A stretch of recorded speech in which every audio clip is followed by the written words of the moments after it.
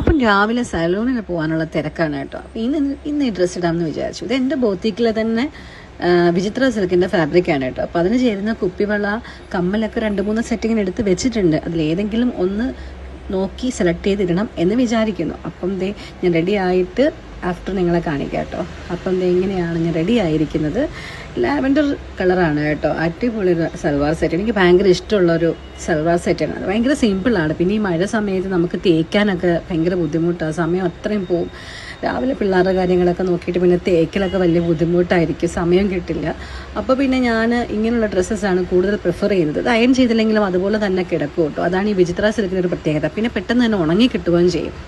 മഴ കാരണം പുറത്തേക്ക് ഇറങ്ങാൻ പറ്റില്ല. ഇപ്പോൾ ചെറുതായിട്ടൊന്ന് തോന്നിട്ടുണ്ട്. ആ ഗ്യാപ്പിൽ വേഗം പോകാമെന്ന് വെച്ചിട്ട് ഇറങ്ങുകയാണ് കേട്ടോ. അപ്പോൾ ഇതാണ് നമ്മുടെ ഇന്നത്തെ ഡേ. ഇങ്ങനെയാണ് കേട്ടോ സ്റ്റാർട്ട് ചെയ്യുന്നത്. അപ്പോൾ ഇനി ബാക്കി ഷോപ്പിൽ ചെന്നിട്ട് കാണാം. Okay, by.